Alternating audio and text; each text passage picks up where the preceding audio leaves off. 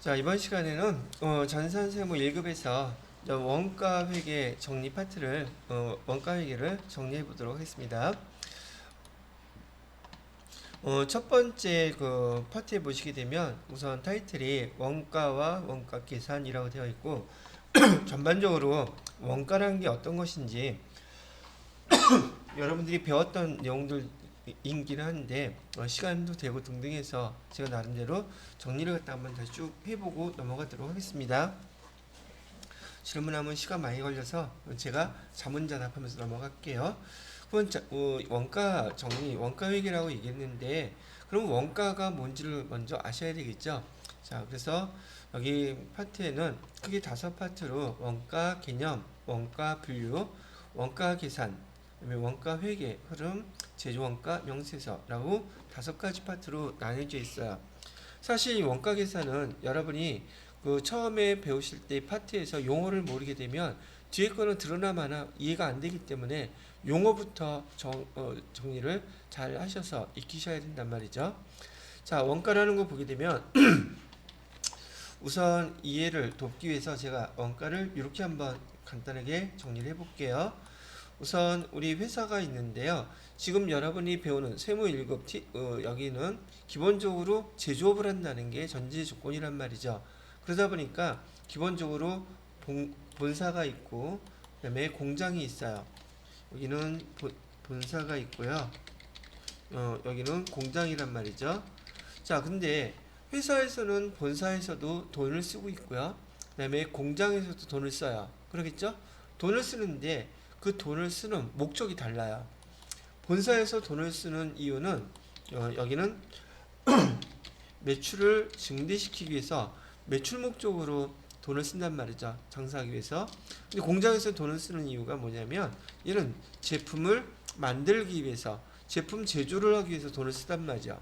그러다 보니까 회사 입장에서야 본사에서도 돈이 나가고 공장에서도 돈이 나가고 그러는데 돈 쓰는 그 돈의 성격을 갖다가 본사에서 쓰는 돈은 우리가 기본적으로 판관비라고 부르자. 그래서 얘는 비용이라고 불러요. 판관비 같은 것처럼.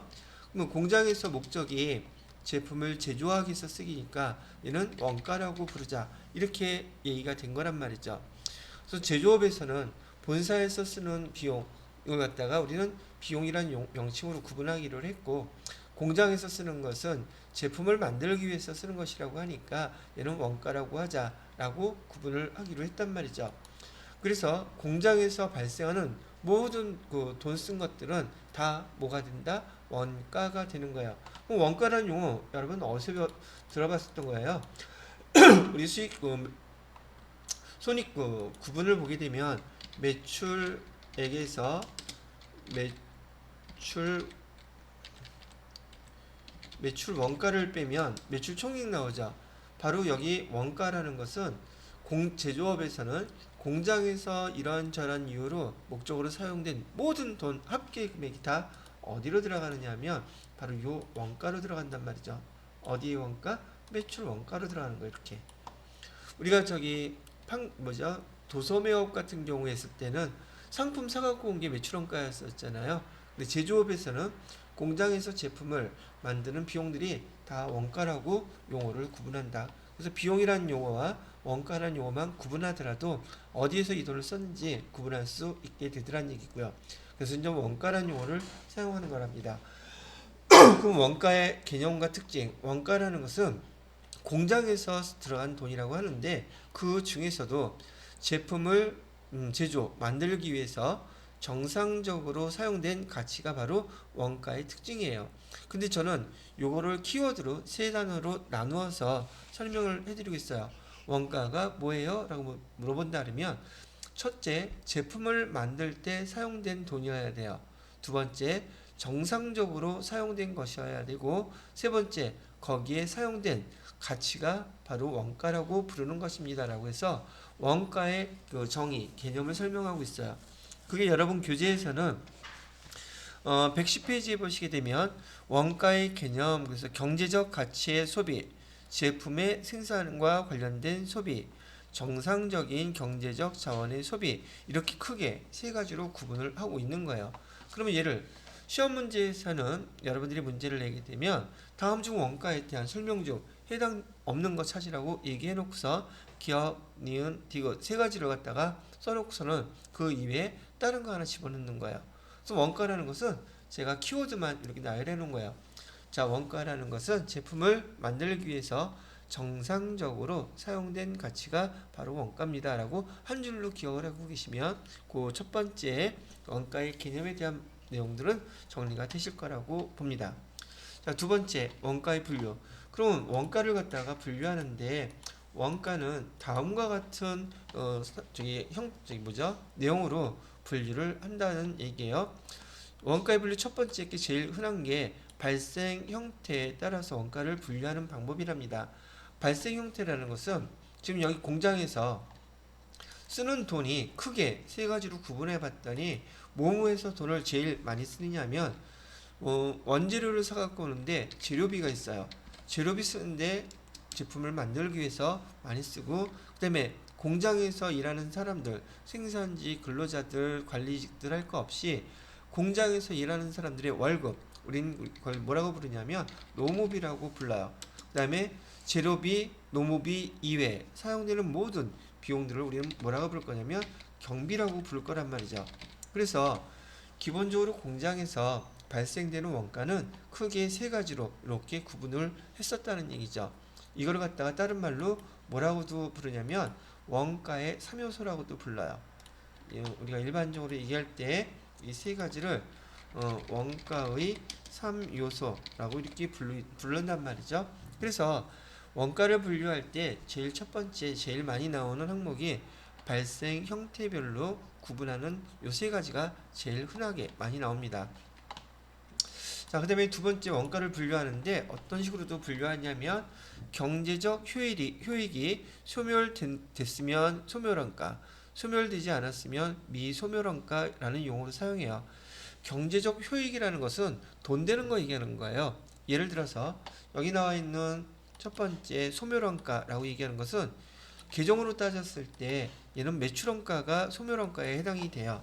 뭐가요? 매출원가가. 이 말은 무슨 말이냐? 매출원가라는 것은 벌써 판매가 됐다는 뜻이에요. 판매한 것을 비용 처리한 것을 우린 매출원가라고 부르거든요. 그러면 벌써 제품을 판매를 했으니 또 돈을 벌 수가 있겠어요? 없겠어요? 벌써 판매가 됐으니 더 이상 경제적 효익이 다시 또 들어올 수 있는 상황은 벌어지지 않는단 말이죠. 왜? 판매가 끝났기 때문에. 거기에 반해서 미소멸 원가라고 하는 것은 우리 계정중에 재고자산에 해당되는 게 미소멸 원가예요. 재고자산은 지금 갖고 있기 때문에 나중에 팔면 경제적 효익, 즉 돈이 들어오죠. 그래서 원가를 분류하는 방식 중에는 경제적 효익이 소멸된 원가, 그거는 매출원가를 뜻하는 것이면서 걔를 소멸원가라고 부르고, 미소멸원가는 우리가 판매를 하게 되면 경제적 효익, 돈을 벌 수 있는 가치가 아직 남아있는 것, 즉 재고자산을 얘기한다고 이렇게 기억을 하시면 된다는 얘기죠. 제가 여기 빨간색으로 칠해놓은 거는 우리 수업을 할 때 또 시험 문제에서 또 여기 원가 회계에서 핵심되는 중요한 원가 분류 방법이기 때문에 제가 이렇게 빨간색으로 칠해놓은 거예요. 잘 구분하셔야 된다는 얘기기도 하고요. 자, 그 다음에 세 번째로는 원가 행태에 의한 분류인데, 발생 형태에 의한 분류인 경우에 얘네들은 느낌이 어떤 느낌이냐면 좀 뭔가 정적인 느낌이에요. 정지에 있는 듯한 느낌의 분류 방법, 정적인 그런 분류 방법인데 반해서 원가 행태라는 것은 뭔가 움직이는 형태의 원가 분류 방법인 거죠. 그래서 얘는 좀 동적이라고 보시면 되겠어요. 동적인 느낌의 원가 분류 방법이 원가 행태라고 불리는 것이에요. 대표적으로 원가 행태에 대한 분류 방법은 변동비, 고정비, 그다음에 준변동비, 준고정비, 크게 이렇게 네 가지로 나눈다는 것은 아마 들어보셨을 거예요. 그럼 원가 행태는 어떤 움직이는 모양인데 뭐와 뭐에 대해서 움직이느냐면 보통 조업도라는 것과 그다음에 원가 발생하는 금액을 비교해서 많이 나온단 말이죠. 여러분 교재는 앞에서 처음에 배우실 때 회계 1급, 세무 2급. 회계 1급쯤에서는 막 그림도 나오고 설명도 나오고 그러는데 세무 1급에서는 다 정리하는 내용이다 보니까 그런 것은 나오지 않고 그냥 정리된 내용들만 문자로 나와 있더란 말이죠. 그래도 저는 여러분들한테 요거 설명할 필요가 있어서 여기 원가 형태는 저기 뒷부분에 원가 진도 나갈 때 되게 중요한 개념이기 때문에 요거 앞에서 배웠던 내용들을 제가 표로 만든 걸로 잠깐 설명을 해드려 보도록 할게요. 자, 요 그림인데요. 지금 이 그림은 첫 번째 거 변동비예요. 변동비라는 것은 제가 천천히 설명할 테니까 예전에 배웠던 거 한번 다시 생각을 해보시기 바라고요. 자, 원가 행태는 조업도의 변화라고 있는데 우선 조업도가 무슨 말인지를 알아들어야 돼요. 조업도라는 것은 한자어로 조, 만든다는 뜻이에요. 만들 조자예요. 업은 그래서 업무, 일이란 뜻이죠. 그러면 조업도라는 것은 지금 연결해서 말을 붙여보게 되면 만드는 일이에요. 뭘 만들겠어요? 제품이요. 제품을 갖다가 제조, 만드는 걸 갖다가 한자어로 제조라고 하는데 제품 제조는 어떻게 하면 많이 만들어요? 측정을 하는 거예요. 보통 생산량이 여기 지금 밑에 설명해 놓은 것처럼 생산량으로도 이 조업도를 측정할 수가 있어요. 조업도의 첫 번째 게 제일 많이 구분하는 것 중에 하나가 조업도라는 것은요. 제품을 많이 만들었는지 적게 만들었는지 구분할 수 있는 정도를 얘기하는데 첫 번째가 생산량이에요. 그럼 여러분들이 생산량 100개 만든 거하고 200개 만든 거하고 어떤 게 더 많이 만들었는지 몰라요? 금방 알 수 있죠. 제품을 만든 정도 어떤 게 많이 만들었을까? 그래서 여기 보시게 되면 여기 밑에 그래프에서 여기 조업도라고 되어 있죠. 여기 지금 가로에 있는 여기 보통 X축이라고 그러죠. 이 X축은 조업도를 나타내는데 얘가 만약에 생산량이라고 한다면 100개 만들었을 때 발생하는 원가와 200개 만들었을 때 발생하는 원가 당연히 차이가 나겠죠. 그죠? 이렇게 차이가 난단 말이죠. 그 다음에 조업도라고 또 제품을 많이 만들었다고 얘기할 수 있는 게 생산량만 있는 게 아니라 작업 시간도 돼요. 즉 작업을 많이 하게 되면 많이 할수록 제품이 많이 만들어지잖아요. 그래서 여기 조업도를 갖다가 이번에는 시간으로 한번 볼게요. 100시간 제품을 만든 것과 200시간 제품을 만든 건 만든 개수가 당연히 다를 수밖에 없겠죠. 그 다음에 세 번째 기계 시간도 같은 말이에요. 이번에는 기계 시간으로 기계를 100시간 운영한 것과 그다음에 200시간 작동시킨 것과 제품을 만드는 개수가 달라진단 말이죠. 그래서 이렇게 조업도라는 것은 제품을 갖다가 몇 개를 만들었는지 어느 정도 만들었는지를 측정할 수 있는 단위를 우리가 통칭해서 그냥 조업도라고 부르는 거예요. 그러면 여기 조업도는 이 중에서 생산량을 기준으로 한번 비교를 해볼게요. 자, 제품 100개 만들었을 때 원가가 얼마가 발생했냐면 5,000원이 발생을 했대요. 그 다음에 200개 만들었을 때는 요 2배가 되겠죠. 원가는 10,000원이 들었다고 얘기하는 거예요. 그럼 변동비인 경우에는 조업도가 증가하게 되면 조업도가 증가함에 따라서 이쪽 Y축은 원가거든요. 원가가 이렇게 증가하더란 얘기예요. 그래서 얘네들을 갖다가 선으로 그래프로 쫙 그려보게 되면 이렇게 총 원가는 비례식으로 증가하게 되더란 얘기예요. 이것도 말이 또 이해가 안 되신다면 예를 들어서 계란빵이 하나 있어요. 계란빵 하나 만들 때 지금 50원의 원가가 발생한다면 100개 만들면 얼마 들어가겠어요? 5,000원이 되겠죠. 그래서 100개 만들었을 때는 5,000원이에요. 그 다음에 200개를 만들었으면 총 원가는 개수가 늘어날수록 총 원가도 당연히 증가할 수밖에 없죠. 이렇게 조업도가 증가함에 따라 원가가 증가하는 것을 우리 뭐라고 부른다? 변동비 또는 변동 원가라고 부르는 거예요. 그러다 보니까 아까 원가 행태에 의한 원가 분류 방법은 얘는 좀 뭔가 동적으로 움직인다 그랬었죠. 그 동적으로 움직인다는 얘가 조업도가 증가함에 따라서 총 원가는 이렇게 증가하더란 얘기예요. 거기에 반해서 지금 단위당 원가라는 것은 한 개당 원가는 어떻게 돼요? 라고 물어보는 거예요.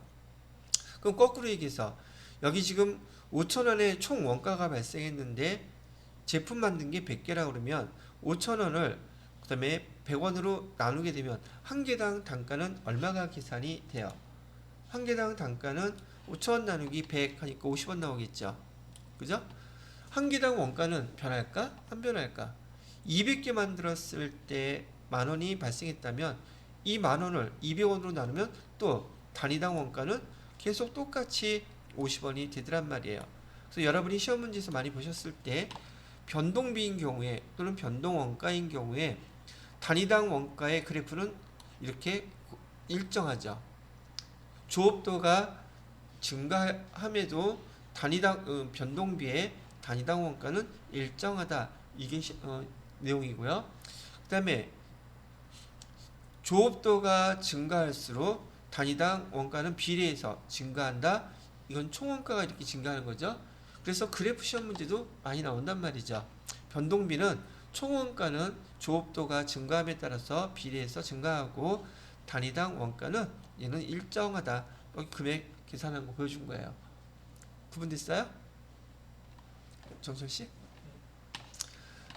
자, 그래서 변동비의 대표적인 것은 비례식으로 증가한다. 그래서 계정으로 따졌을 때 직접자 들어가는 직접 재료비와 직접 노무비는 시간이 조업도가 증가할수록 비례해서 재료비도 총 원가도 증가하고 노무비도 거기에 따라서 많이 근무를 하게 되면 비례해서 노무비도 증가한다. 그래서 변동비, 변동원가의 공통적인 기정 해당되는 기정은 직접 재료비와 직접 노무비가 대표적인 기정이라고 기억해 놓으시면 된다는 얘기죠.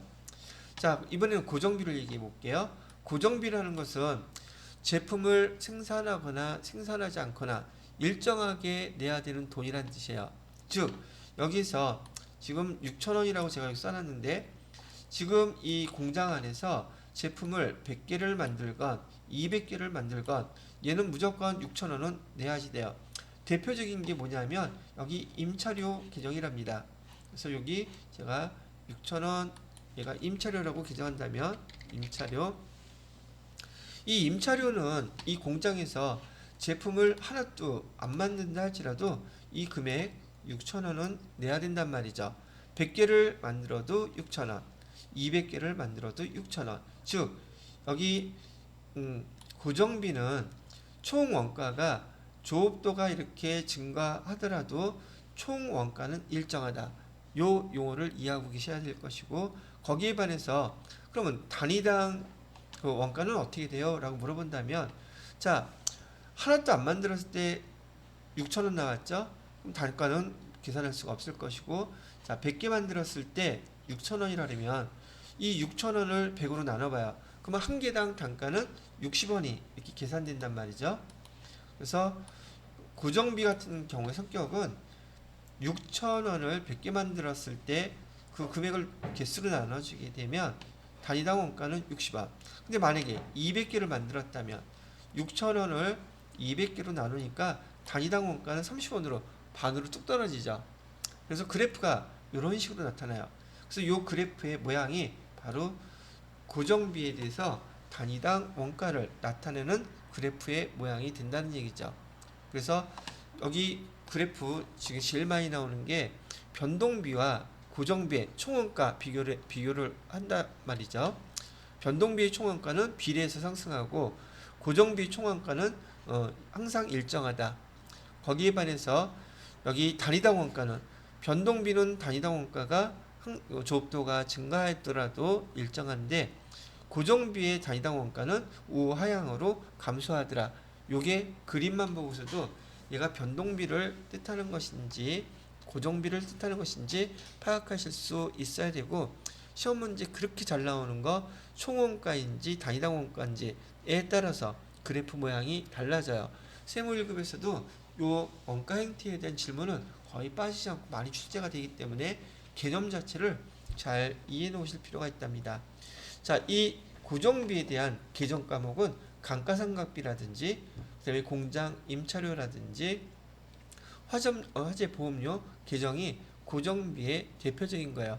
예를 들어서 제품을 만들건 안 만들건 보험료는 일정하게 내야 될 것이고 감가상각비도 그 기계를 사용하건 사용하지 않건 일정하게 감가상각비는 고정적으로 발생하는 것이기 때문에 고정비의 대표적인 계정이 되더란 얘기예요. 자, 근데 원가 형태의 대표적인 형태가 변동비와 고정비로 나눠지긴 하는데 우리 실제적으로 공장에서 발생하는 비용들이 이렇게 변동비, 고정비 두 가지 형태밖에 없을까 봤더니 실제로 그렇지가 않더래요. 실제로 발생하는 그래프는 여기에서 보시는 것처럼 고정비가 있대요. 똑같이 조금 전에 말씀드렸던 것처럼 임차료, 제품을 만들던 만들지 않던 임차료라는 고정비가 있고 그 다음에 거기다가 제품을 만들면서 금액이 상승하는 변동비 형태를 띈 게 현재 우리 주변에 있는 대부분의 그 공장에서 발생하는 원가의 형태들이에요. 그래서 이런 형태를 갖다 뭐라고 부르냐면 준 변동비라고 부르는 그래프랍니다. 얘는 다른 말로 혼합 원가라고도 불러요. 근데 원가 계산서는 흔히 여러분들이 이거 배우실 때 많이 어렵다고들 얘기하시는데 어렵다고 하는 이유가 뭐냐면 용어가 너무 버라이어티하게 많아. 근데 왜 그럴 수밖에 없느냐면 우리 일반 그 법인들이나 회사들은요 회계 계정을 처리할 때 기업 회계 기준에 따라서 처리하면 되거든요. 원칙이 그렇게 많지 않단 말이죠. 근데 왜 기업 회계 기준이라는 기준서에 따라서 기록하면 되니까. 근데 원가 회계는 지금 우리 기업 회계 기준처럼 원가 회계 기준이라는 게 업종별로 다 통일된 게 없어요. 그러다 보니까 업종별로 원가 계산을 그 기준 회계 처리하는 기준이 다 다르단 말이죠. 또 공장도 제품을 만든다는 공통점이 있기는 한데 이 제품의 특성이 너무나 달라. 그러다 보니까 용어가 조금씩 변해서 똑같은 상황인데도 부르는 명칭이 다를 수 있더란 말이죠.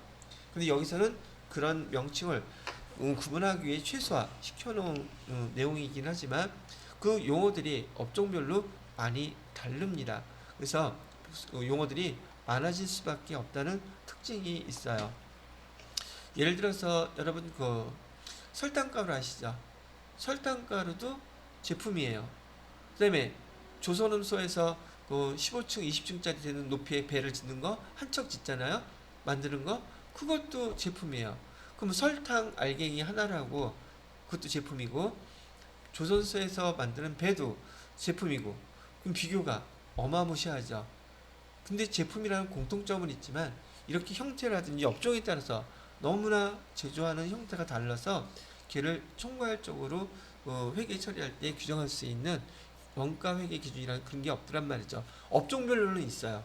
그런데 전체를 묶어서 하나로 처리할 수 있는 그런 것들은 아직 없더란 얘기예요. 그래서 여기서도 보시게 되면 준 변동비 혼합원가라고 부르는 이유는 지금 이 상태에서는 변동비 특성이고 요 밑에서는 고정비 특성이고 얘를 갖다가 지금 합쳐진 형태로 원가가 발생하기 때문에 얘를 갖다가 혼합원가라고 부르는 거랍니다. 혼합원가의 특징이 이렇게 발생하는 것들은 여러분 여기 통신요금 쓸 때 기본요금이라는 거 있죠. 기본요금에다가 그것보다 더 쓰면 돈이 추가로 나오는 형태 이걸 갖다가 대표적인 여기 준변동비 혼합원가라고 부릅니다. 근데 여러분 같은 경우에는 그냥 무제한제 그런 거 많이 쓰시죠. 근데 저 같은 경우에는 뭐죠? 일정하게 발생하는 고정비 금액이 있고 데이터를 그 이상 쓰게 되면 추가적으로 쓰는 금액에 대해서 비례해서 많이 금액을 내야 되는 이런 형태를 갖고 있고 또 많은 가정집에서 사용하는 전력비도 그래요. 300kW 이상 쓰게 되면 거기에 대해서 누적적으로 금액이 발생하는 그런 특징들이 있는데 기본 요금이 있고 그 다음에 간 만큼 돈을 더 내야 되는 택시요금 생각하면 되겠다. 택시요금 기본요금 있죠. 택시 요즘 기본요금 얼마나요? 3,300원? 타봤다는 얘기잖아. 최근에 많이 올랐어 그죠? 이번에 또 오른다는 말도 있던데 모르겠다. 하여튼 이러한 기본요금과 또 추가적으로 발생하는 비용에 대해서 내는 이런 원가 분류 형태를 준변동비라고 불러요. 그 다음에 중고정비는 일정한 구간에서는 금액이 변동하지 않아요. 근데 어느 순간이 되면 이렇게 한 단계 계단식으로 넘어가는 것을 우리는 준고정비라고 부르는데, 대표적인 게 이런 생각을 하시면 되겠네요. 보통 우리 생산직에서 근무하는 시간은 기본적으로 아침 9시서부터 저녁 6시까지면 18시까지인데 일이 엄청 많아. 코로나 때문에 예전에 한동안 마스크 공장에서 또는 진단 키트 그런 공장에서 1일 3교대로 계속 근무를 해야지 했는데도 불구하고 물건을 다 못 만들어. 그러니까 6시 지나서 여기 1시간 주고 19시부터 예를 들어서 22시까지 추가로 근무하게 되면 돈을 더 줘야 되겠죠. 그 다음에 10시 넘어서 새벽까지 뭐 근무하는 경우도 이거보다 금액을 또 더 줘야 되겠죠. 이렇게 계단식으로 형성돼서 올라가는 이런 원가의 형태를 우리 뭐라고 부른다? 준고정비라고 이렇게 부른다는 얘기예요.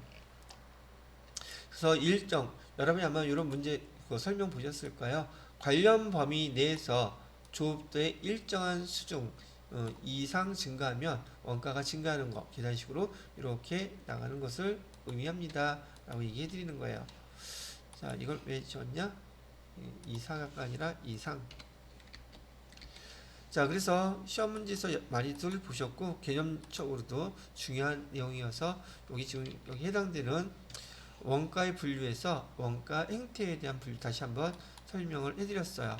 자, 그 다음에 여기 통제 가능성이라고 되어 있는데 통제 가능 원가와 통제 불가능 원가가 있어요. 통제 가능 원가의 대표적인 건 뭐냐면 지금 우리가 원재료를 사갖고 오는 거는 관리자가 비싸다고 생각하면 다른 거래처로도 바꿀 수가 있거든요. 이런 건 통제가 가능한 원가라고 불러요. 그런데 지금 감가상각비라든지 우리 좀 아까 봤던 임차료 같은 경우는 한번 정해지면 그게 수시로 변할 수가 없는 거죠. 이런 것들은 통제 불가능 원가라고 이렇게 구분도 한답니다. 자, 그 다음에 많이 접해보셨던 추적 가능성에 의한 분류는 직접비, 추적이 가능한 것은 직접비라고 부르고 그 다음에 불가능한 것은 간접비라고 부른답니다.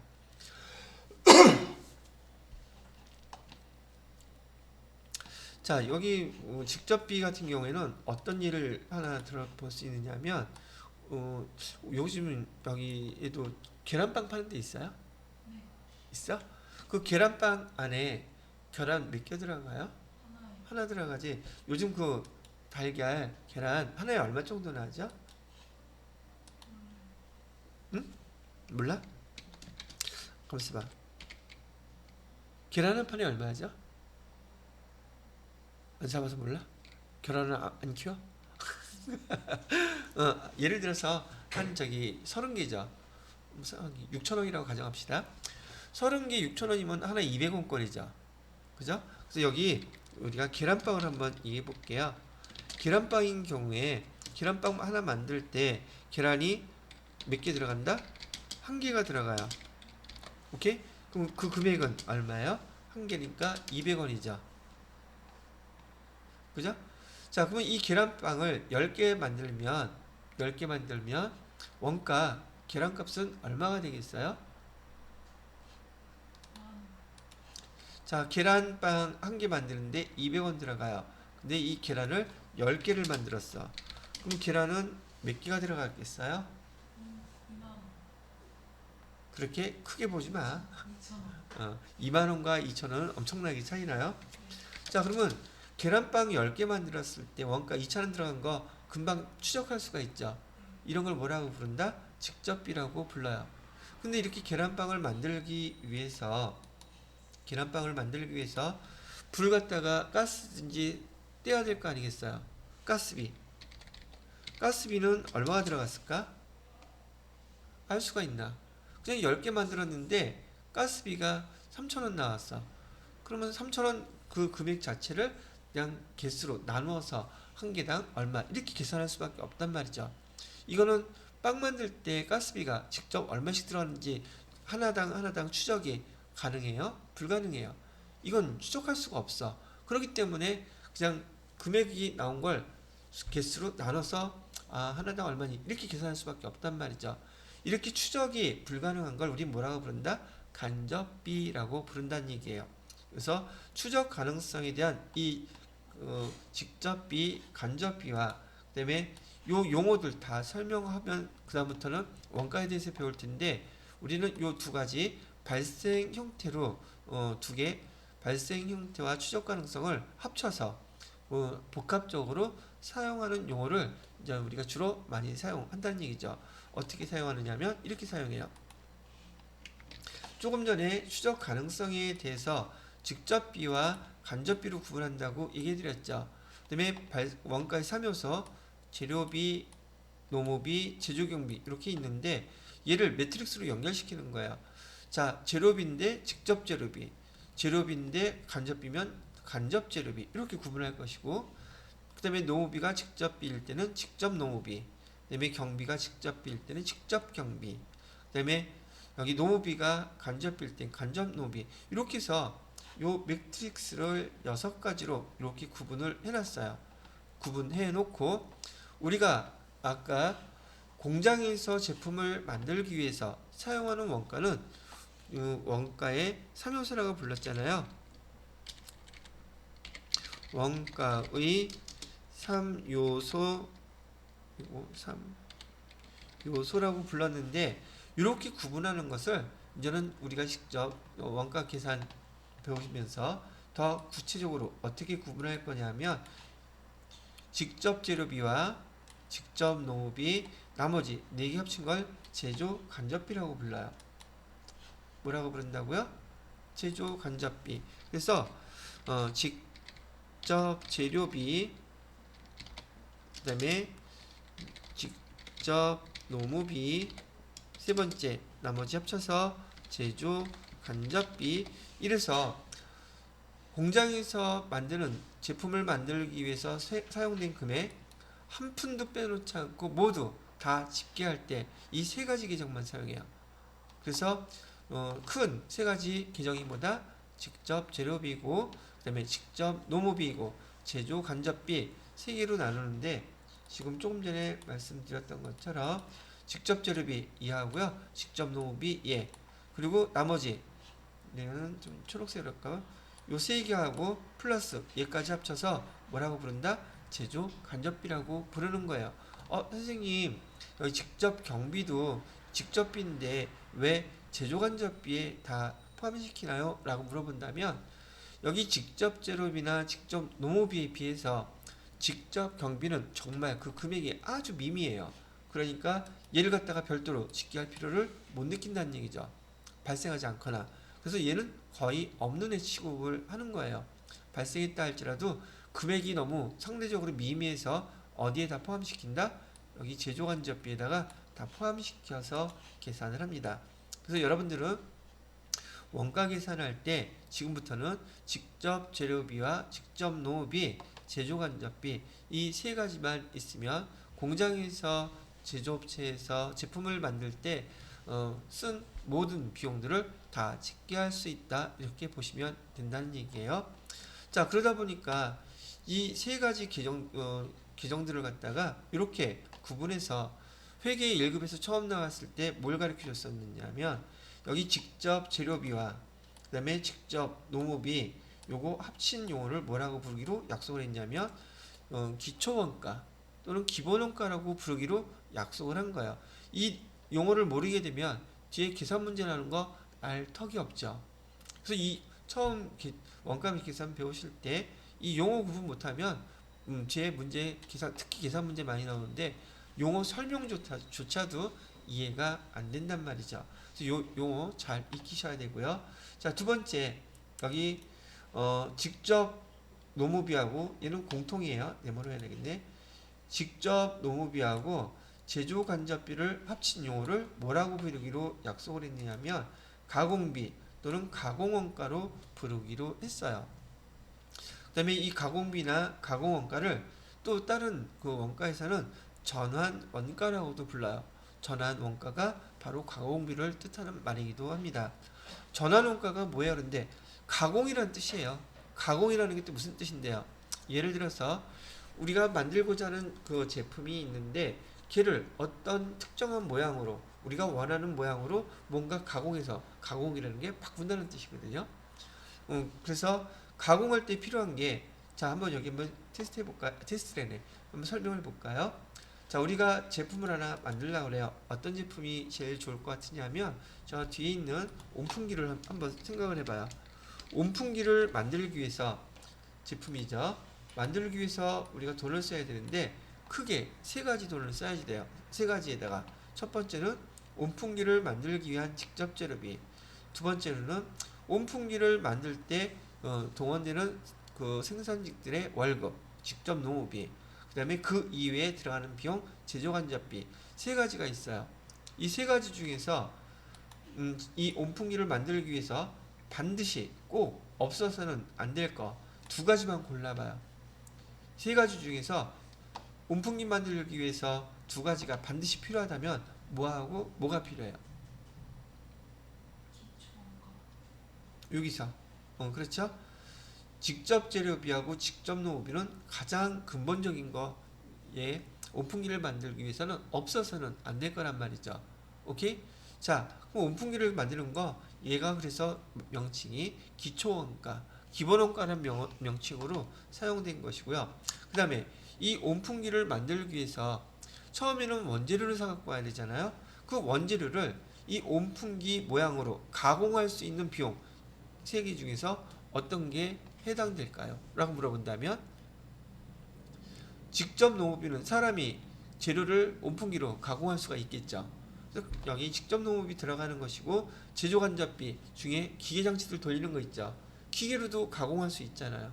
그래서 여기 가공비, 가공원가의 뜻은 이런 원재료들을 온풍기로 만드는 과정에서 가공을 할 수 있는 그 계정들이 뭡니까? 라고 물어봤을 때 직접 농업이 사람이든지 제조간접비, 기계 이렇게 생각해 놓으시면 된다는 얘기예요.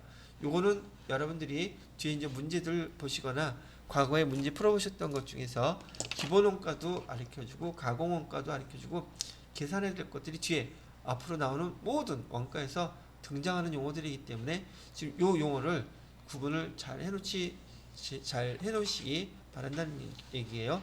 이 용어를 구분 못하면 뒤에 나오는 문제들에 대한 설명을 이해하기가 힘들어집니다. 자, 그래서 직접 재료비, 직접 농업비, 제조간접비까지 기초원가, 가공원가까지 설명을 먼저 해드렸고요.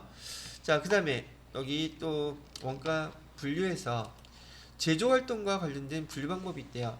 제조원가와 비제조원가를 얘기하는데 이건 뭘 뜻하는 거냐면 아까 얘기했던 제조원가는 공장에서 제품을 만들기 위해서 쓴 돈들이에요.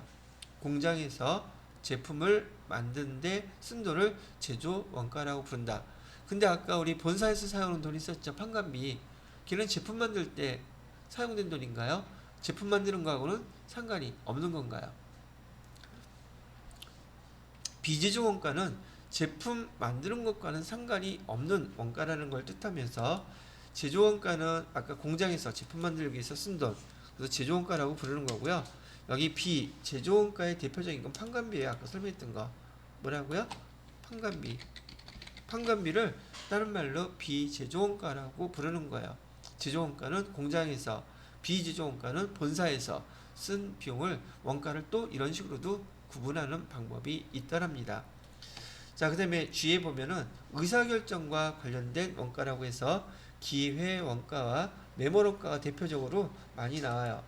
지금 일단 의사결정과 관련된 원가를 이렇게 한번 제가 설명을 해보도록 하겠습니다. 자, 우리가 지금 차량 운반구를 사용했어요.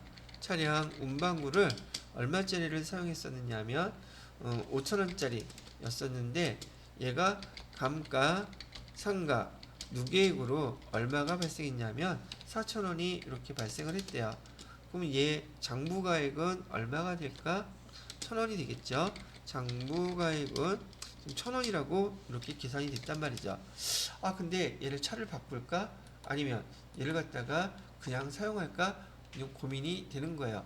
그런데 여기서 2,000원짜리에다가 금액을 100원을 투자해서 차를 좀 더 좀 팔기 전에 지금 저기 수리를 하게 되면 얘를 얼마에 팔 수 있느냐면 1,500원에 팔 수 있대요. 자, 그런데 얘를 갖다가 그냥 팔게 되면 1,000원짜리 그냥 팔게 되면 지금 얘 800원밖에 못 받는다는 거예요. 그랬을 때 여기 금액 중에서 의사결정과 관련이 있는 원가가 있고 의사결정과 관련이 없는 원가가 있단 말이죠. 자, 예를 들어서 의사결정, 지금 여기 감가상각 누계 차량망고의 취득원가, 그다음에 장부가액, 얘네들은 감가상각을 통해서 결정이 되어 있는 거죠.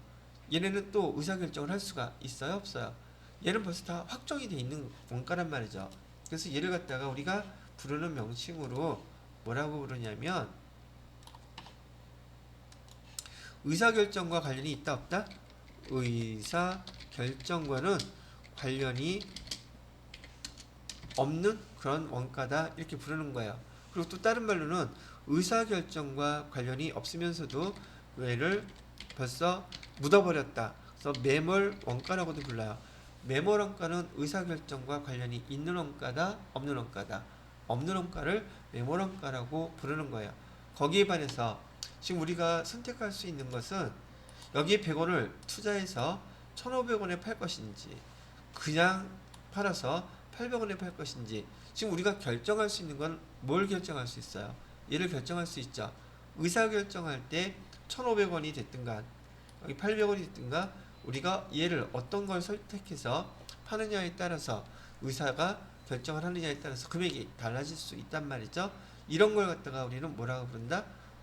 여기 의사결정 관련 원가라고 부른다는 얘기예요.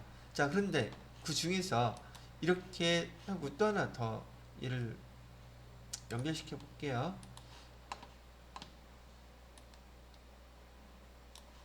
만약에 여기다가 500원을 더해서 수리비로 500원을 더 투자해서 팔게 되면 2,200원에 팔 수 있다고 가정을 해볼게요. 자, 이런 경우라면 사람들이 의사결정할 때 금액만 보고 제일 큰 거 보편적으로 결정은 하겠지만 꼭 그러리라고 볼 수는 없어요. 그래서 어떤 경영진이 그러면 얘를 갖다가 500원을 투자해서 2,200원에 팔면 이익이 얼마가 생겨요? 700원이 생기죠. 만약에 100원을 투자해서 1,500원에 팔면 400원이 이익이 생기죠. 숫자 써놔볼게요. 얘는 총 투자한 금액이 장부가액에다가 500원 더 더하니까 1,500원인데 2,200원에 파니까 이렇게 하면 이익이 700원이 남는다. 1,000원에다가 100원 투자해서 1,500원에 팔면 얘는 얼마가 이익이 남는다? 400원이 이익이 남는다. 근데 1,000원짜리 그냥 팔아버리면 800원이니까 장부가액에 비해서 오히려 손실이 200원이 남는다. 그러면 여러분들이라면 숫자만 봤을 때 대부분 뭘 선택을 하려고 하겠습니까? 그럴 경우는 여러분들은 요거 500원 들여서 2,200에 파는 걸 선택을 하게 되겠죠.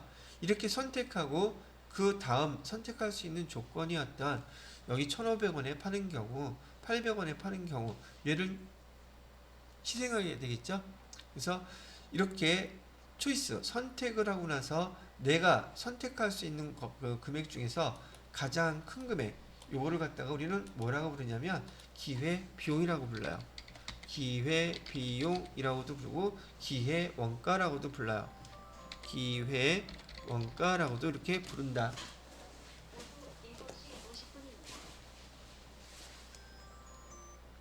자, 그래서 기회비용, 기회원가는 내가 선택하고 남은 것들, 포기하는 것들 중에서 가장 큰 금액을 부르는 명칭이다. 이렇게 보시면 되겠습니다. 거기에 반해서 어떤 사람은 에이 몰라 그냥 팔아버릴래. 그러면 이렇게 할 수도 있겠죠. 그죠? 그러면 이 경우를 선택한 사람이라면 그런 경우라면 기회비용, 기회원가는 얼마가 되겠어요? 이걸 선택하면 기회원가는 얘가 되겠죠. 가장 큰 금액. 이렇게 구분을 하시면 됩니다. 그래서 여기 밑에 의사결정과 관련된 원가, 기회원가하고 매몰원가 설명을 먼저 해드렸습니다. 자, 여기까지 설명하고요. 잠깐 쉬었다가 다음 파트 설명을 해보도록 하겠습니다. 자, 보시게 되면 그래서 여기 표에 보시게 되면은 지금 우리가 얘기하는 여기 직접 재료비, 직접 농업비, 직접, 경비 세 가지를 합쳐서 눈에 보시는 것처럼 이 항목을 갖다가 우리는 내가 세 가지를 묶어서 직접 원가라고도 이렇게 표현해요. 직접 원가에다가 아까 말씀드렸던 제조 간접비를 더하게 되면 우리 걔를 갖다가 제조 원가라고 이렇게 부른단 말이죠.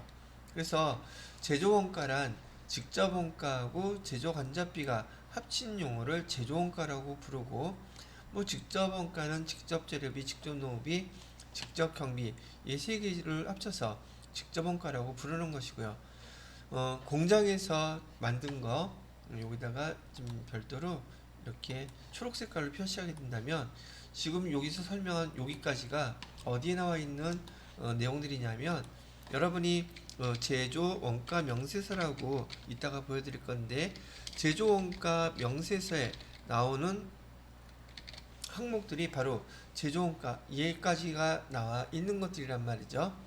자, 거기다가 제조 원가 명세서 얘가 다 매출 원가에 들어가는 것들인데, 판관비 본사에서 사용한 비용까지 더해지게 되면 걔를 우리 뭐라고 부르냐면 제조 원가하고 판관비까지 합친 원가를 우리는 판매 원가 또는 총 원가라는 말로 부르게 돼 있어요. 근데 판매 원가에다가 얘는 원가니까 거기다가 마지막으로 우리가 이까지 붙이게 되면 그 원가를 우리는 판매 가격이라고 부른다는 얘기죠. 그래서 이 판매 가격은 판매 원가에다가 이익을 붙인 가격. 그래서 제조 원가와 관련돼서는 이렇게 단계적으로 부르는 명칭들이 이렇게 커져서 결과론적으로 판매 가격이 나온다고 얘기를 해드리는 것이란 얘기죠. 자, 그럼 요 제조 원가는 뭐예요? 제조 원가 명세서에 뭐가 있어요? 여기 나와 있는 요 판관비까지 포함된 금액이 나타나는 그 명세서는 바로 손익계산서예요. 그래서 우리 손익계산서와 제조원가 명세서가 연결되어 있는 파트가 바로 요 제조원가, 매출원가가 되는 거고요. 요건 이따가 그 제조원가 명세서와 손익계산서 보여드리면서 다시 한번 정리를 해드리도록 하겠습니다. 자, 그렇게 설명을 해드렸고요.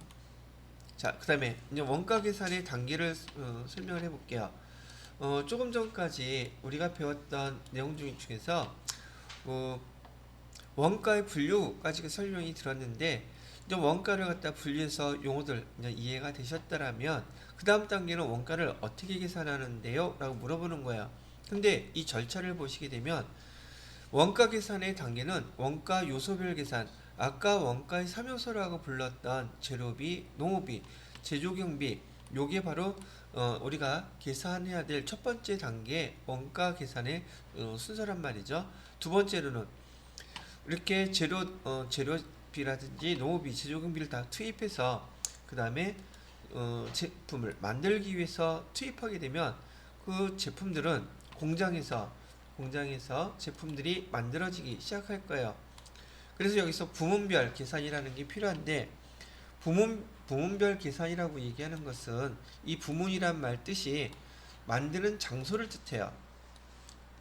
제품이 만들어지는 장소를 뜻하는 개념이고, 그 장소는 보통 우리가 흔히 얘기하는 공장을 얘기하는 거예요.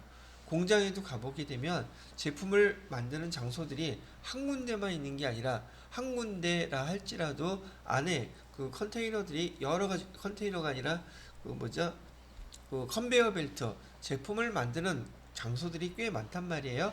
그걸 크게 두 가지로 구분해 보니까 제품을 만드는 제조 부분이 있고, 제품을 만드는 장소, 공장이란 뜻이고요. 그 공장 안에는 제품을 만드는 것뿐만이 아니라 식당이라든지 발전 부분이라든지 동력 부분이라든지 뭐 실제로 제품이 만들어지는 장소는 아니에요.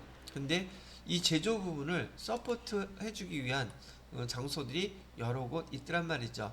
또 사무 업무를 보는 사무실이라든지 그런 것들이 우리 뭐라고 부르냐면 보조 부분이라고 불러요. 여기에서도 제품을 만들기 위해서 여기서 근무하는 사람들의 월급이라든지 그다음에 기타 제조 간접비 비용들이 발생하게 되는데, 그 원가를 부문별로 원가가 발생하는 장소별로 원가 계산하는 것을 우리는 부문별 원가 계산이라고 불러요. 제품이 이렇게 만들어지다가 최종 생산이 되게 되면 그 마지막 단계로 우리는 제품별 원가 계산을 하게 되는데, 아까 말씀드렸던 것처럼 제품 하나당 구분을 할 수 있으면 그건 우린 하나하나 제품을 개별적으로 구분할 수 있다 그래서 그 원가 계산을 할 때 개별 원가 계산이라는 방법으로 계산을 하게 되고, 그 다음에 종합 원가 계산, 아까 설탕가루, 밀가루 같은 거 하나 가지고 원가를 계산할 수 없는 이런 것들, 연속 대량 생산되는 것들은 그 단위별로 묶어서 원가를 계산할 때 그때 쓰는 원가 계산 방법을 우리는 종합 원가 계산이라고 불러요.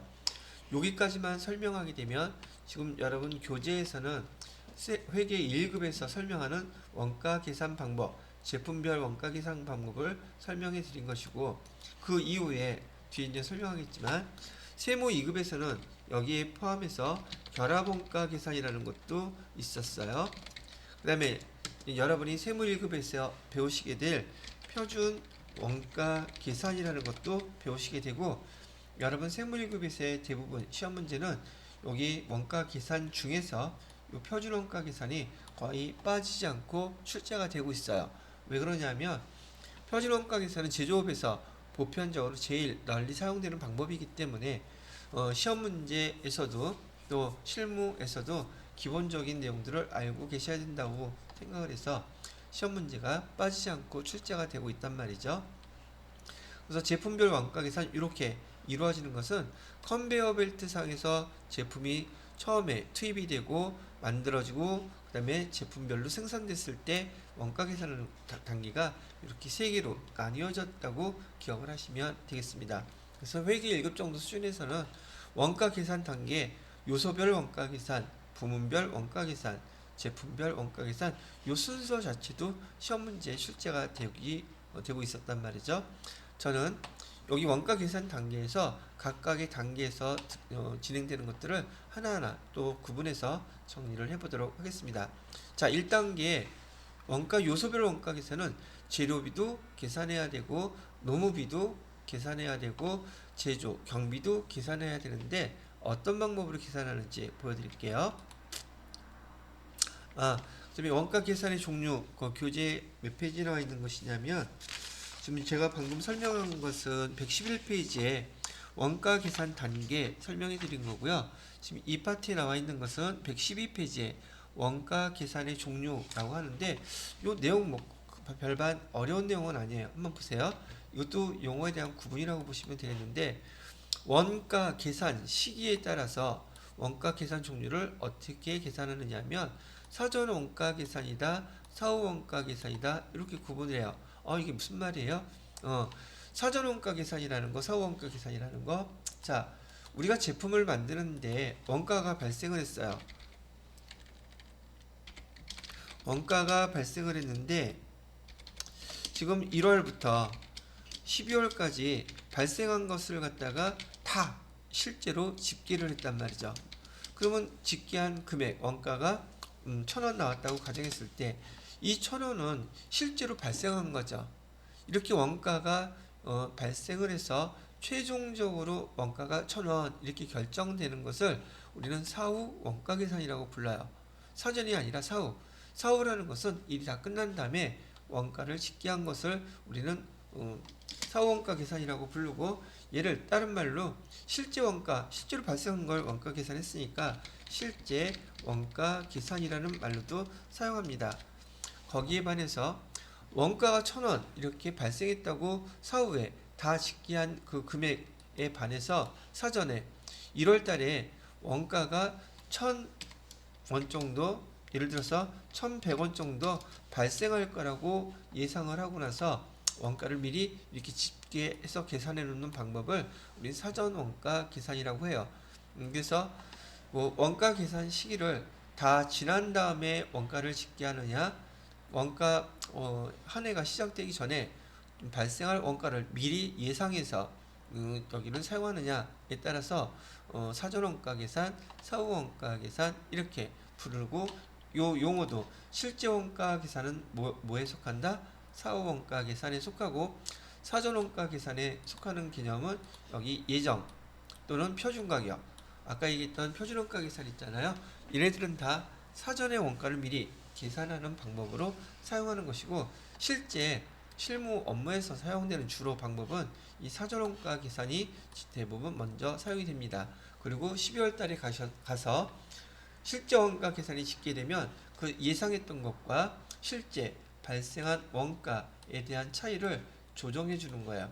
이렇게 발생한 차이를 100원을 조정해 주는 것을 갖다가 우리 원가 배분에 대해서 나중에 설명해 드릴 때 이렇게 손익계산서에 반영을 시키는 것이더라, 이렇게 생각을 하시면 되겠습니다. 자, 이거는 원가 계산 시기니까 사전이다 사후다 그 기준이 실제로 발생한 걸 다 짓게 하면 사후, 그 전에 미리 원가 계산을 해놓은 것은 사전, 이렇게 구분한다는 뜻이고, 조금 전에 봤던 거, 그 제품을 생산함에 있어서 한 개 한 개 개별적으로 원가 계산할 수 있는 걸 개별 원가 계산이라고 불러요. 아까 얘기했던 대표적인 게 조선업이에요. 배 한 척, 두 척, 하나당 원가를 계산할 수 있다는 뜻이고요. 그다음에 종합원가 계산은 연속 대량 생산되는 것들이기 때문에 제분업, 밀가루 한 알 원가 계산할 수 없잖아요. 그래서 얘를 단위당으로 계산한다는 뜻이고요. 그다음에 제당업, 설탕가루도 하나하나 그 설탕가루를 원가 계산하기가 힘들기 때문에 동일 종류의 제품들을 갖다가 연속 대량 반복 생산하는 업종인 정유업, 이런 것들은 종합원가 계산을 하게 됩니다라는 걸 얘기해 주는 거예요. 그래서 대표적으로 생산 형태에 따른 원가 계산 방법은 개별 원가 계산, 종합 원가 계산, 이렇게 구분을 해요. 세 번째로 원가 계산의 범위라고 되어 있는데, 원가 계산의 범위는 전부하게 되면 전부 원가 계산. 근데 전부란 뜻이 무슨 말인가요? 변동비하고 아까 원가 행태에 해당되는 거 고정비 두 개를 다 계산하게 되면 여기 전부 원가 계산이라고 불러요. 전부의 뜻이 뭐라고요? 변동비하고 고정비를 얘기하는 것이고, 직접 원가 계산은 직접비만 해당되는 거, 즉 직접 재료비, 직접 농업비, 그거를 계산하게 되면 직접 원가 계산이라고 하고, 다른 말로는 변동 원가 계산이라고도 불러요. 그 원가 계산의 범위는 결국은 뭐에 해당되는 거였었느냐면 변동비, 고정비 두 가지에 대한 걸 전부 하느냐, 아니면 변동원가, 직접원가 그것만 계산하느냐에 따른 구분 방법으로 설명한다는 얘기죠. 시험 문제에서는 이렇게 물어볼 수도 있어요. 사전원가 계산, 사후원가 계산은 원가 계산 범위에 해당되는 원가 계산의 종류다. 맞는 말이에요? 틀린 말이에요? 이렇게 물어봐요. 사전원가 계산, 사후원가 계산은 원가 계산 시기에 대한 것이지 원가 범위에 대한 게 아니란 말이죠. 이런 용어들을 여기 보고서 정리해 놓으시고서 적용시키시면 되겠습니다. 자, 요게 교재에서는 112페이지에 있는 거 설명을 해 드린 거고요. 그 다음에 그 다음 파트를 또 보시게 되면, 자, 여기 원가 흐름에 대한 거 조금 전에 보여드렸던 걸 그대로 정리를 하게 되면 이렇게 설명할 수 있죠. 요소별 원가 계산은 아까 원가의 3요소, 재료비, 농업비, 제조경비 이렇게 되어 있고요. 이 원가의 그 요소별로 원가 계산을 하고, 얘가 부문별로 제품이 여기 이제 해당되는 게 제공품이 되겠죠. 만들어지는 과정에 있는 거니까. 그래서 원가의 3요소가 직접비로 발생한 것들은 제공품 계정에 바로 반영이 돼요. 그러나 여기 재료비, 농업비, 제조경비 중에서 지금 여기 간접비에 해당되는 것은 제공품 계정으로 바로 못 가고 어디로 먼저 가냐면 제조간접비라는 계정으로 가서 다 집계가 된단 말이죠. 그런 다음에 제조간접비라는 용어가 바로 제공품 계정에 이렇게 반영이 돼요. 그러다 보니까 직접비에는 아까 두 가지가 있었죠.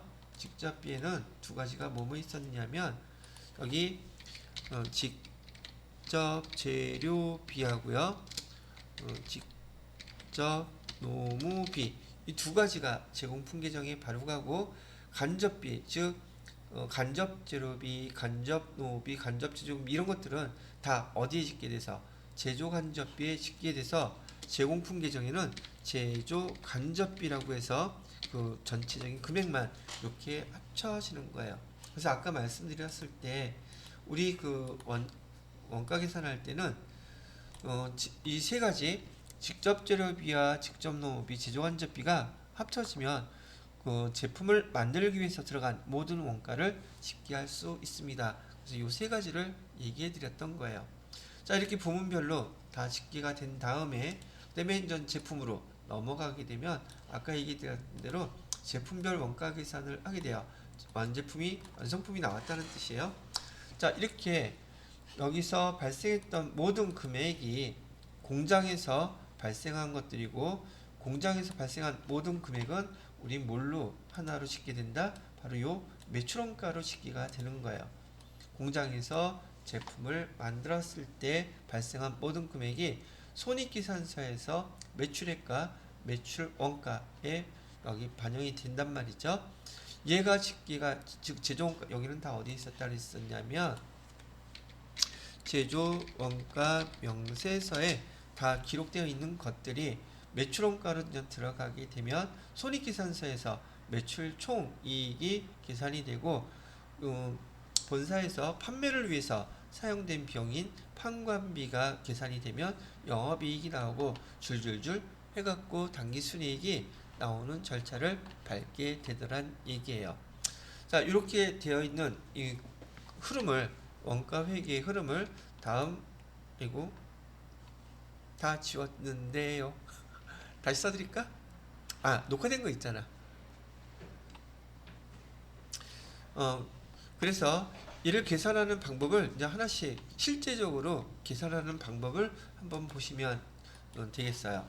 요소별을 계산을 할 때 아까 말씀드린 것처럼 여기 한번 봐봐요.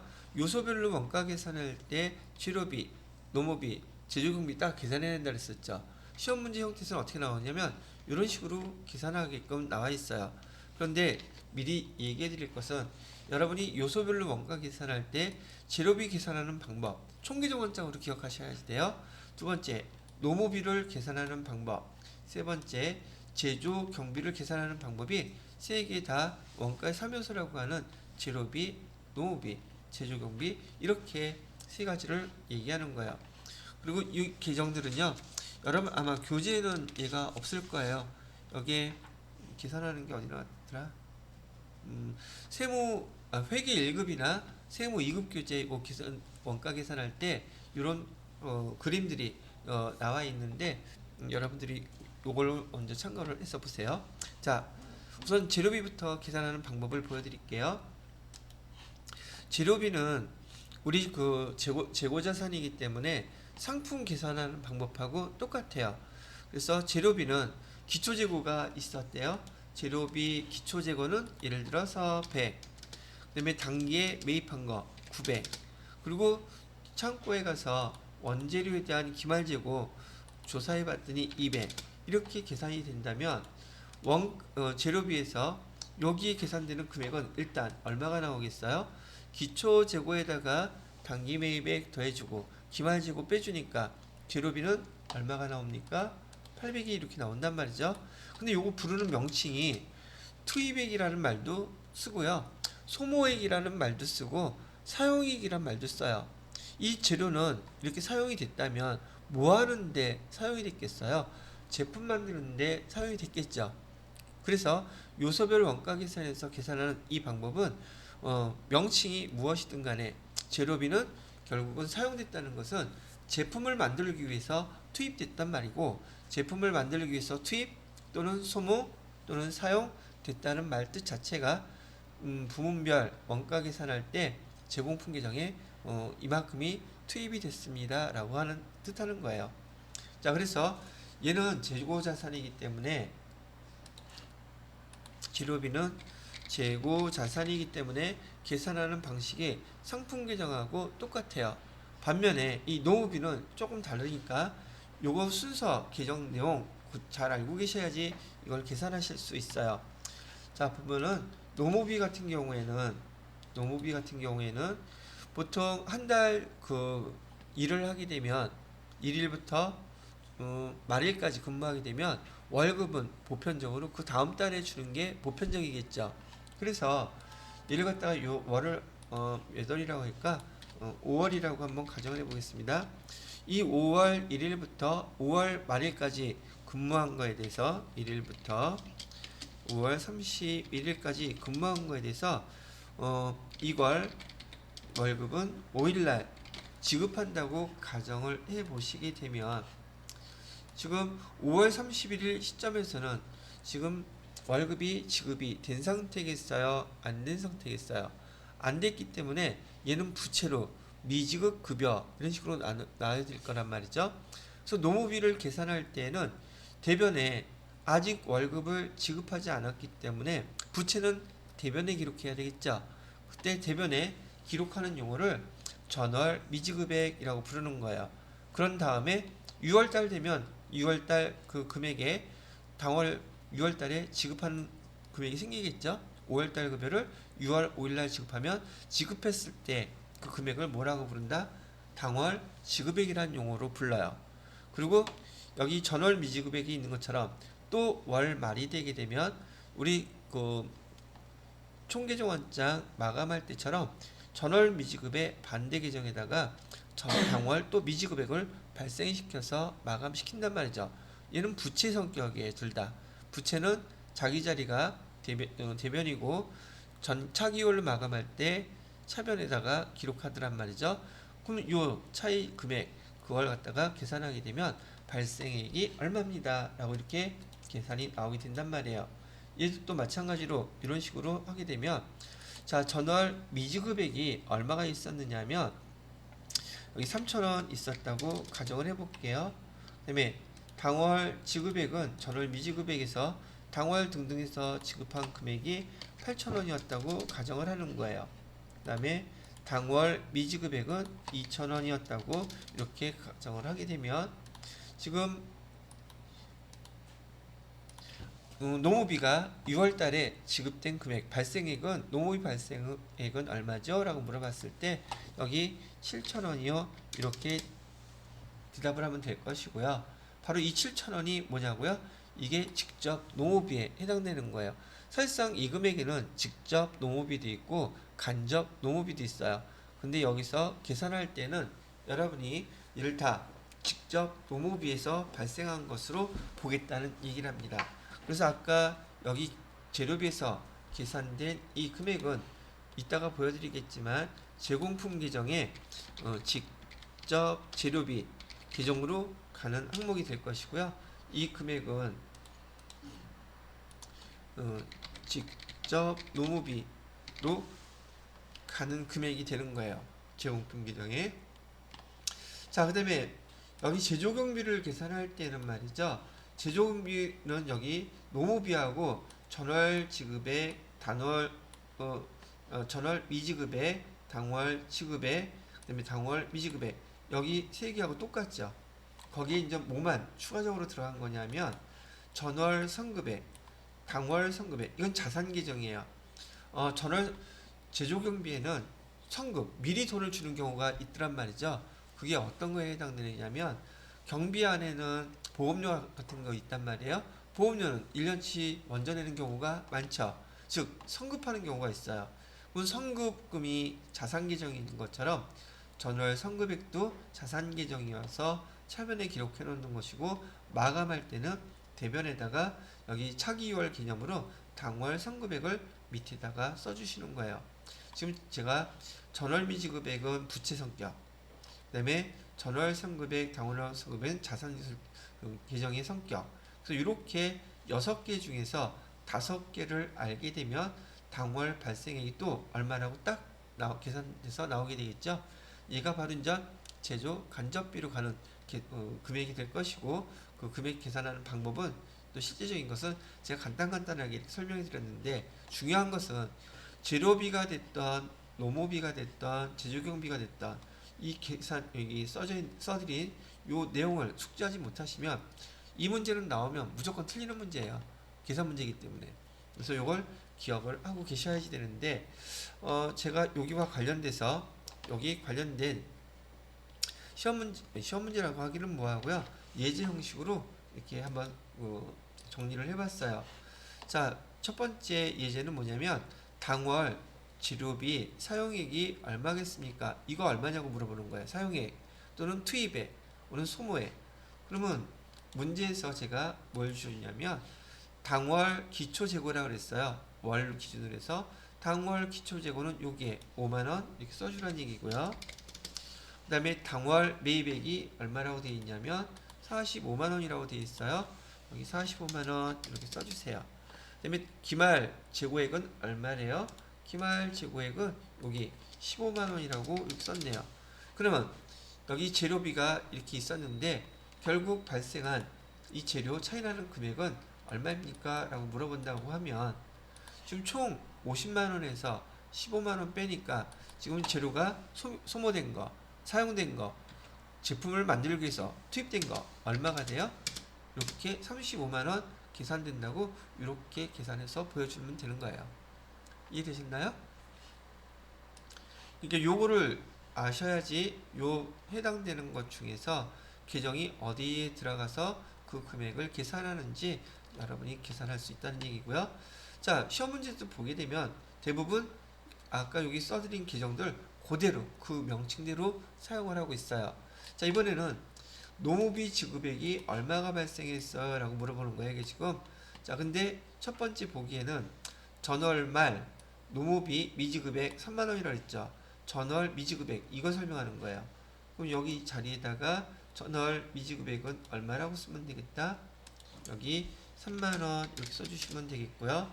그 다음에 당월 노무비 발생액을 갖다가 얘기하고 있어요.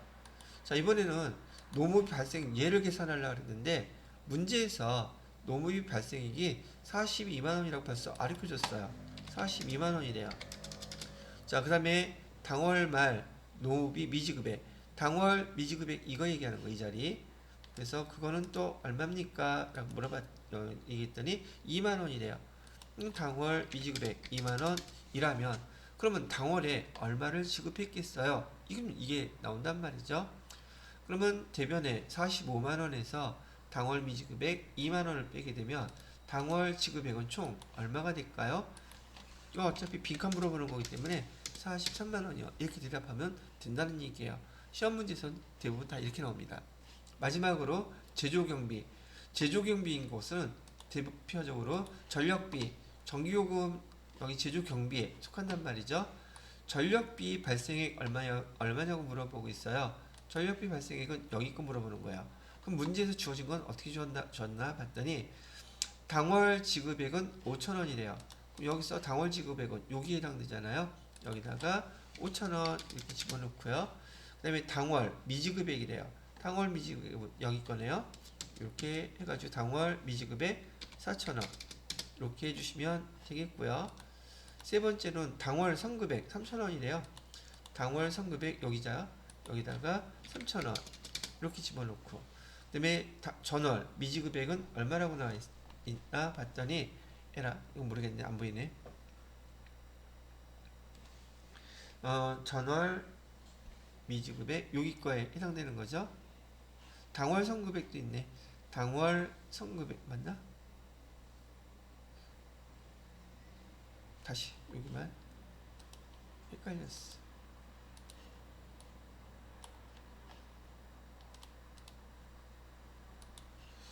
당월 지급액 여기에 5천원 그 다음에 당월 미지급액 4천원 당월 선급액 여기 맞죠? 당월 선급액은 3천원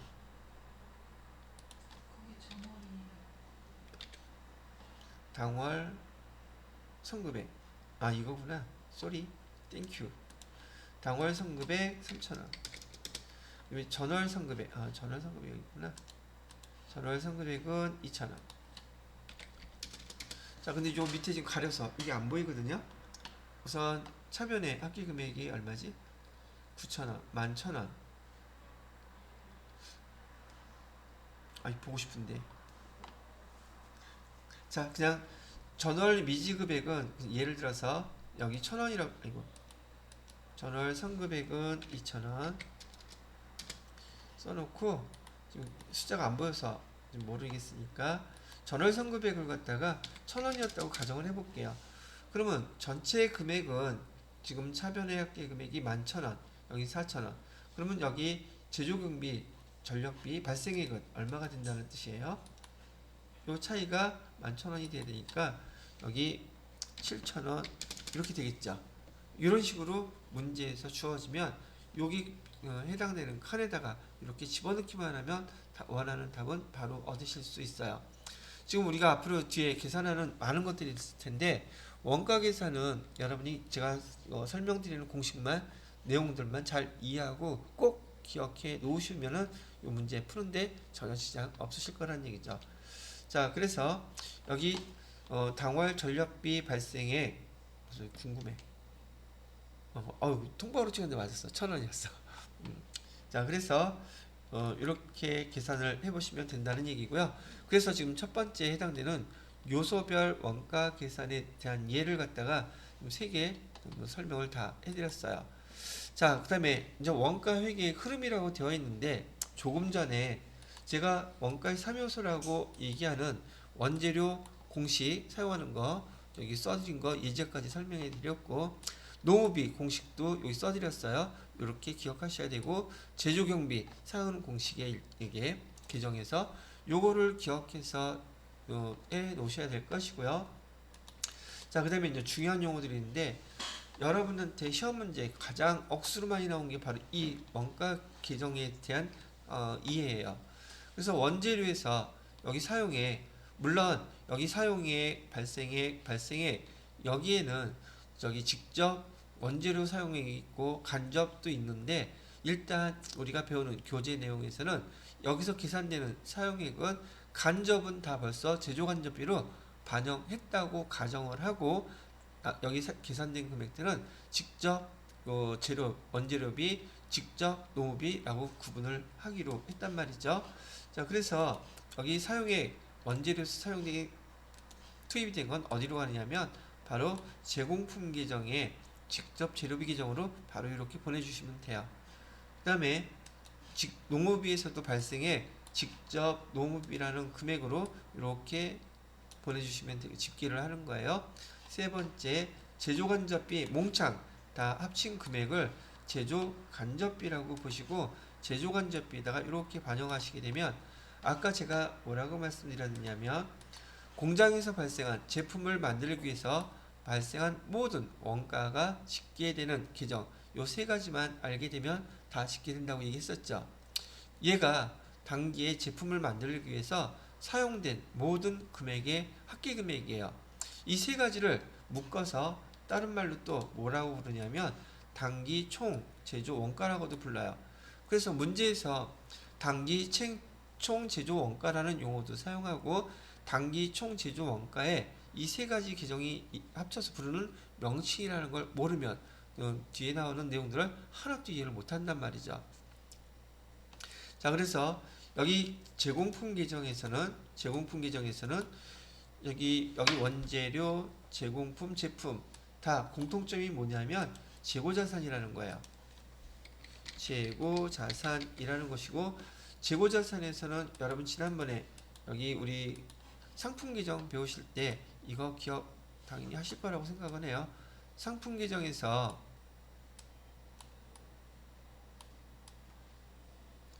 저 똑같다는 얘기 해드리고 싶은 거예요 지금. 상품 계정에서 여기 기초재고에다가 당기 매입한 거 매입 더하고 기말 재고를 빼면 여기 뭐가 계산된다고 했었느냐 하면 여기 매출원 가격 계산이 돼요 라고 얘기를 했었어요. 계산되는 게 매출 원가가 계산됩니다. 여기는 기말재고라고 썼고요. 상품 계정이 재고자산인데 원재료, 제공품, 제품 얘네들도 다 똑같이 재고자산이기 때문에 지금 여기서 보시는 것처럼 기초재고, 기말재고 있는 것처럼 원재료도 기본적으로 여기 기초재고, 기말재고 이렇게 있고요. 제공품도 기초재고, 기말재고 있고요. 제품도 기초재고, 기말재고가 다 있어요. 그래서 여러분이 기억하셔야 될 것은 원재료 계산할 때 이 계산은 상품하고 계정만 다르지 똑같아요. 방법이. 그래서 시험 문제에 잘 나오지는 않지만 연결된 거로 많이 나온단 말이죠. 제일 중요한 것은 바로 이 계정이에요. 제공품 계정에서 제공품 계정에서 무엇을 계산하려고 하는 건가요? 라고 물어본다 그러면 궁극적으로 단기에 제품을 만들기 위해서 사용된 금액이 얼마인지를 계산하는 게 주 목적이에요. 그래서 이를 단기 제품 제조원가라고 부르는데 이 제공품 계정도 여기 원재료나 상품 계정처럼 원리가 똑같아요. 보시게 되면 제공품, 기초 제공품에다가 단기 매입, 상품에서는 단기 매입이지만 제조업에서는 여기 원재료, 농업비, 제조경비, 제조간접비가 이렇게 합쳐져서 투입이 된 게 일종의 단기 매입의 역할을 한단 말이죠. 제조업에서는. 그래서 용어도 단기 총 제조원가라고 부르는 거예요. 거기에다가 투입된 거에다가 제공품은 전년돼 만들다가 남은 거 있을 거 아니겠어요. 걔를 더해주고 또 마찬가지로 기말에 제품을 만들다가 남은 기말 제공품이 있을 거란 말이죠. 얘를 빼보게 되면 결국 단기 제품을 만들기 위해서 사용된 단기 총 제조 원가가 이렇게 나온단 말이죠. 이 단기 총 제조 원가는 지금 계정상으로 따졌을 때 여기까지가 나누게 되면 아까도 얘기해드렸던 것처럼 원재료, 농업비, 제조경비, 제공품, 기초제공품, 기말제공품, 맨 마지막에 단기 제품, 제조원가. 얘네들은 어디서 다 나오는 용어들이냐면 제조원가 명세서에서 나오는 용어들이에요. 여기 다. 그리고 여기 기초제품 재고에 단기 제품 제조원가, 단기 제품 여기 제조원가가 아니라 매출원가예요. 그다음에 기말재고. 얘네들은 다 어디서 나오는 용어들이냐면 이 용어들은 다 손익계산서에 있는 것들이에요.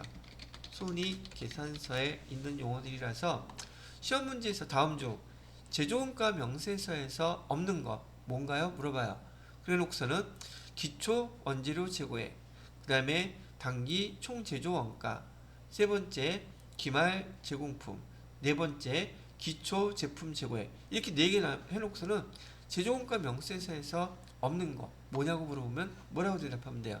기초 제품 재고액이라고 대답을 하셔야 된단 말이죠.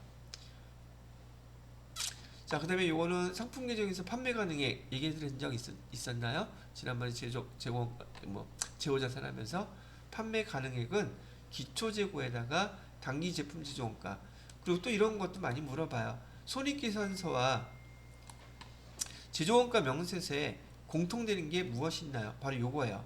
단기 제품 제조원가는 여기 손익계산서에 여기 단기 제품 제조원가 이쪽으로 바로 똑같은 금액이 가게끔 되어 있고, 그 다음에 제품이니까 상품처럼 이제 기초 제품 재고액에다가 단기 제품 제조원가 더한 다음에 기말 재고를 빼면 뭐가 나와요? 단기 제품 매출 원가가 나오는 거예요. 여기 매출 원가하고 제품하고 똑같죠. 자, 그래서 얘를 제가 단기 제품 제조원가 아니라 단기 제품 매출 원가, 그래서 그냥 제품 매출 원가 이렇게 써야지 맞는 말이 되겠습니다. 자, 그래서 지금 여기 제품까지 여러분들한테 그 흐름이라든지 계정들의 용어 설명해 드렸는데 시험 문제에서는 주로 이하하고요, 이하하고 관계, 전체적으로 흐름을 볼 수 있기 때문에 이 세 가지 연결해서 여기 필요한 것들을 찾는 것을 갖다 주로 문제를 내게 됩니다. 그 중에서도 핵심은 뭘 알아야 된다? 여기 단기 총 제조 원가가 제공품 계정이 차별이 있는 것이라는 거. 그다음에 제공품 계정에서 궁극적으로 우리가 계산하려고 하는 것은 단기 제품 제조 원가라는 것이고요. 하나 참고로 알아두셔야 될 것은 여기 제조간접비는 크게 변동 제조간접비와 고정 제조간접비 두 가지가 있어요. 아무 말도 없이 제조간접비라고 얘기하면 변동 제조간접비, 고정 제조간접비 두 개 다 합친 용어라고 금액이라고 보시면 되신다는 얘기죠. 그런데 제조간접비 중에서 제조간접비 중에서 변동제조간접비하고 고정제조간접비하고 어떤 게 더 주일까라고 물어보면 금액상으로 고정제조간접비가 90%라고 생각하시면 되겠고요. 변동제조간접비는 퍼센테이지로 한 10% 정도밖에 되지 않는단 말이죠. 그러니까 제조간접비는 주로 변동제조간접비가 많다는 얘기인가요? 고정제조간접비가 많다는 얘기인가요? 제조간접비에는 고정제조간접비가 압도적으로 금액이 큽니다. 그래서 제조간접비의 주는 고정제조간접비다. 맞는 말인가요? 틀린 말인가요? 그런 거 설명을 물어본단 말이죠. 제조간접비가 주라고 대답하시면 되는 거죠. 자, 이런 원가 회계의 흐름에 대해서 용어들을 이렇게 설명을 해드렸는데 얘를 갖다가 여러분이 직접 계산할 수 있도록 여기 조금 전에 보여드렸던 거 제조원가 명세서를 제가 한번 입력을 해봤어요. 자, 보세요. 제조원가 명세서에 아까 봤던 여기 재료비 나와 있죠. 재료비는 제조원가 명세서는 총계조원장 형태로 나와 있는 것이 아니라 브렉다운 형태로 나와 있기 때문에 재료비는 기초 재료액에다가 단기재료 매입액 더해주고 기말재고액 빼주면 두 개 더하면 7만원에서 6만원 되죠. 그래서 재료비는 6만원 이렇게 계산된 거예요. 자, 노무비에 해당되는 것은 급여와 퇴직급여가 대표적인 거예요. 두 개 합쳐서 5만원. 그 다음에 경비, 대표적으로 전력비, 감가상각비 등등 쭉 있었는데 500번대 비용들을 우린 경비라고 불러요.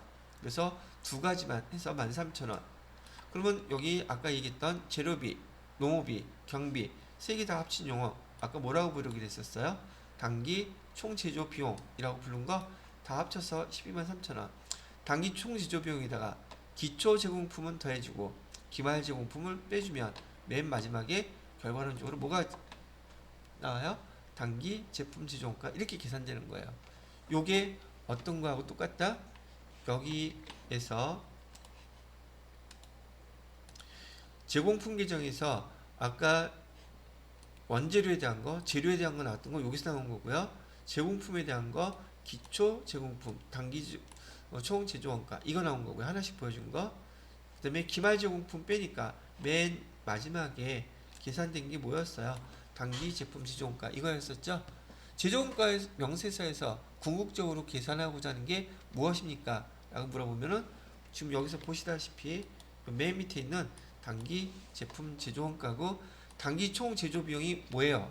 단기 총 제조 원가가 뭐예요? 물어보면 직접 재료비, 직접 노무비, 제조간접비 얘가 바로 탁 튀어나와야 된단 말이죠. 얘가 바로 제조원가 명세서의 구성 항목들이었던 거예요. 자, 이렇게 해서 제조원가 명세서까지 설명을 해드렸고요. 지금 여기 원재료, 제공품, 제품 항목들이 여기 쭉 나와 있는 거 보이시죠? 요거 계산하면서 연습해 보라고 제가 문제를 여기다가 이렇게 표시를 해 놓은 거예요. 자, 이거 잠깐 멈추고